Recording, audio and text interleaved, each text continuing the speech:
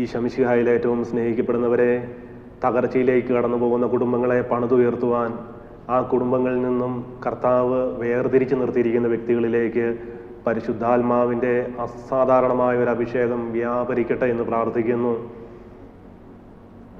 പ്രിയപ്പെട്ടവരെ, ഞാൻ അറിയുന്ന ഒരു കുടുംബത്തിൽ 4 മക്കളാണ് ഉണ്ടായിരുന്നത്. അതിലെ മൂത്തയാണ് ധ്യാനമൊക്കെ കൂടി പ്രാർത്ഥനാനുഭവത്തിലേക്ക് കടന്നു വന്നു. എല്ലാ ദിവസവും ബലിയർപ്പിക്കും, ജപമാല ചൊല്ലി പ്രാർത്ഥിക്കും, സാധിക്കുന്ന ആൾക്കാരെയൊക്കെ ധ്യാനത്തിന് പറഞ്ഞു വിടും. അങ്ങനെ നല്ലൊരു ആത്മീയ ജീവിതത്തിൽ മുൻപോട്ട് പോകുമ്പോൾ ഈ വ്യക്തിയെ പറ്റി നാട്ടുകാരും വീട്ടുകാരും എല്ലാം ഇങ്ങനെ കുറ്റപ്പെടുത്തി സംസാരിക്കുവാൻ തുടങ്ങി. കാരണം പ്രാർത്ഥനാനുഭവത്തിൽ പോകുന്ന വ്യക്തികളെയാണല്ലോ കൂടുതലും ഇങ്ങനെ കുറ്റപ്പെടുത്തി സംസാരിക്കാറുള്ളത്. ലോകത്തിൻ്റെ വഴിയെ പോകുന്നവരെ പറ്റിയൊന്നും ആരും അങ്ങനെ പറയാറില്ല. അങ്ങനെ ഈ വ്യക്തിയെപ്പറ്റി കുറ്റപ്പെടുത്തലുകളും പരിഹാസങ്ങളും വന്നപ്പോൾ ഈ വ്യക്തി പയ്യെ ആത്മീയതയിൽ നിന്ന് പുറകോട്ട് വന്ന് ലോകത്തിൻ്റെ വഴിയെ സഞ്ചരിക്കുവാൻ തുടങ്ങി. അങ്ങനെ ഈ വ്യക്തി നല്ലതല്ലാത്ത രീതിയിൽ മരണപ്പെടുകയാണ് ഉണ്ടായത്. പ്രിയപ്പെട്ടവരെ, ആത്മീയതയിൽ നിന്ന് പുറകോട്ട് പോയതുകൊണ്ട് മരണപ്പെടുകയാണ് എന്നൊരിക്കലും ചിന്തിക്കരുത്. ഈ വ്യക്തി നല്ലതല്ലാത്ത രീതിയിൽ മരണപ്പെട്ടത് കൊണ്ടാണ് ഞാനിങ്ങനെ പറഞ്ഞത്. പ്രിയപ്പെട്ടവരെ, ഞാൻ പറഞ്ഞു വന്നത് ഇത്രമാത്രം.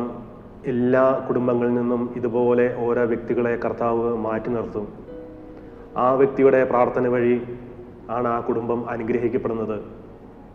എന്നാൽ പലരും ഇതുപോലെ ഇങ്ങനെ കുറ്റപ്പെടുത്തും, പലരും ഇങ്ങനെ പരിഹസിക്കും. ഒരു പുണ്യാളം വന്നിരിക്കുന്നു, എപ്പോഴും പള്ളിയിലാണ് എന്നൊക്കെ പറഞ്ഞിങ്ങനെ പലരും ഇങ്ങനെ പരിഹസിക്കാറുണ്ട്. പ്രിയപ്പെട്ടവരെ, ഈ വ്യക്തിയിലൂടെയാണ് ആ കുടുംബം, ആ തലമുറ അനുഗ്രഹിക്കപ്പെടുന്നത്. നമ്മളിങ്ങനെ പല കുടുംബങ്ങളിലും കാണാറുണ്ട്. ഇങ്ങനെ തലമുറയായിട്ട് ഓരോരോ പ്രതിസന്ധികളും പ്രശ്നങ്ങളും കടന്നു വരുമ്പോൾ, അല്ലെ മദ്യപാനത്തിൻ്റെ പല തിന്മയുടെ സ്വാധീനങ്ങൾ ചില കുടുംബങ്ങളിൽ ഇങ്ങനെ പ്രവർത്തിക്കുമ്പോൾ ഓരോ കുടുംബത്തിലും ഓരോ തലമുറയിലും ഓരോ വ്യക്തികളെ കർത്താവ് ഇങ്ങനെ മാറ്റി നിർത്തും. എന്നാൽ ആ വിളിക്ക് ഉത്തരം കൊടുക്കാതെ ലോകത്തിൻ്റെ വഴിയെ സഞ്ചരിച്ച് ആ കുടുംബം, ആ തലമുറ മുൻപോട്ട് പോയിക്കൊണ്ടിരിക്കും. എന്നാൽ ഏതെങ്കിലും ഒരു വ്യക്തി തീരുമാനം എടുക്കുകയാണ്, എന്നിലൂടെ ഈ കുടുംബം അനുഗ്രഹിക്കപ്പെടണം എന്ന് തീരുമാനിച്ചാൽ ആ കുടുംബം അന്ന് മുതൽ അനുഗ്രഹിക്കാൻ തുടങ്ങും. ആ തലമുറ അന്ന് മുതൽ അനുഗ്രഹിക്കപ്പെടാൻ തുടങ്ങും. പ്രിയപ്പെട്ടവരെ, ഞാനത് പറയുമ്പോൾ ഉൽപ്പത്തി പുസ്തകത്തിൽ യാക്കോബിന് 12 പുത്രന്മാരുണ്ടായിരുന്നു. അതിലെ ഏറ്റവും ഇളയ പുത്രനായിരുന്നു ജോസഫ്. ജോസഫിന് ചില ദർശനങ്ങളും സന്ദേശങ്ങളും കിട്ടിയപ്പോൾ ജോസഫിൻ്റെ സഹോദരന്മാർക്ക് വെറുപ്പായി. പ്രിയപ്പെട്ടവരെ, ഈ കാലഘട്ടത്തിലും ദർശനങ്ങളും സന്ദേശങ്ങളും കിട്ടുന്നവരുടെയൊക്കെ വെറുപ്പും വിദ്വേഷമൊക്കെ വെച്ച് പുലർത്തുന്ന ഒരു കാലഘട്ടമാണ്. അന്നും ഇതുപോലെ ഈ ജോസഫിനോട് വെറുപ്പും വിദ്വേഷമായപ്പോൾ ഈ സഹോദരന്മാരെല്ലാം കൂടി തീരുമാനിച്ചു ജോസഫിനെ കൊന്നുകളയാം. ജോസഫ് ഇളയ പുത്രനായതുകൊണ്ട് അപ്പന് യാക്കോബ് ഏറ്റവും കൂടുതൽ സ്നേഹിച്ചിരുന്നത് ജോസഫിനെയാണ്.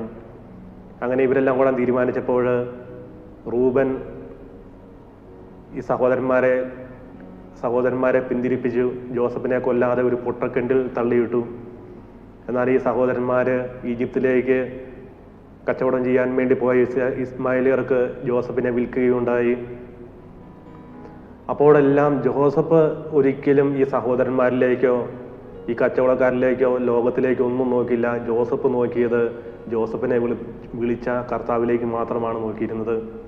പ്രിയപ്പെട്ടവരെ, ഇതുപോലെ ഓരോ കുടുംബങ്ങളിൽ നിന്നും പ്രാർത്ഥനയ്ക്കായിട്ട് ഓരോ വ്യക്തികളെ മാറ്റി നിർത്തുമ്പോൾ, ഈ കുറ്റപ്പെടുത്തലുകളും പരിഹാസങ്ങളും ഒക്കെ ഉണ്ടാകുമ്പോൾ ജോസഫിനെ പോലെ കർത്താവിലേക്ക് മാത്രം നോക്കണം, കർത്താവിൽ മാത്രം ആശ്രയിച്ച് മുൻപോട്ട് പോകണം.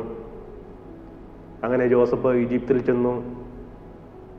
ഈജിപ്തിൻ്റെ ഭരണാധികാരി ജോസഫിനെ ഈജിപ്തിൻ്റെ പ്രധാനമന്ത്രിയാക്കി ഉയർത്തി. അപ്പോൾ പട്ടിണിയും ക്ഷാമവും എല്ലാം കടന്നു വന്നപ്പോൾ ഈ സഹോദരന്മാർ ജോസഫിൻ്റെ അടുക്കൽ വരികയും ജോസഫ് ഇവരെ സഹായിക്കുകയൊക്കെ ചെയ്യുന്നത് നമ്മൾ പഴയ നിയമത്തിൽ വായിച്ചിട്ടുള്ള ഒരു കാര്യമാണ്. അപ്പോൾ ജോസഫ് പറയുന്നൊരു കാര്യമുണ്ട്, നിങ്ങൾ കഴിഞ്ഞ കാര്യങ്ങളെപ്പറ്റി ഒന്നും ഓർത്ത് വിഷമിക്കേണ്ട, കാരണം കർത്താവ് ഇത് മുൻകൂട്ടി കണ്ടുകൊണ്ട് എന്നെ ഈജിപ്തിലേക്ക് അയച്ചതാണ് എന്നാണ് ജോസഫ് പറയുന്നത്. ഒരിക്കലും അവരെ കുറ്റപ്പെടുത്തുന്നില്ല. പ്രിയപ്പെട്ടവരെ, ഇതുപോലെ ഓരോ കുടുംബങ്ങളിലും ജോസഫുമാരെ കർത്താവ് ഉയർത്തുന്നുണ്ട്.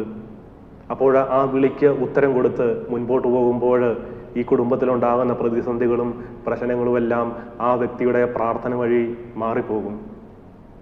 പ്രിയപ്പെട്ടവരെ, എല്ലാവർക്കും പറ്റുന്ന ഒരു കാര്യമാണ്. കസ്തൂരിമാനിനെ പോലെ ഈ കസ്തൂരി സ്മെല്ല് എവിടെയാണെന്ന് അറിയാൻ വേണ്ടി ഇങ്ങനെ ഓടി നടക്കും. എന്നാൽ കസ്തൂരിമാൻ്റെ ഈ മൂക്കിൻ്റെ തുമ്പത്തിൽ നിന്നാണ് സ്മെല്ല് വരുന്നത് എന്ന് ഒരിക്കലും കസ്തൂരിമാൻ അറിയത്തില്ല. അതുപോലെ എല്ലാ കുടുംബങ്ങളിലും ഇതുപോലെ ഓരോ വ്യക്തികളെ കർത്താവ് മാറ്റി നിർത്തും.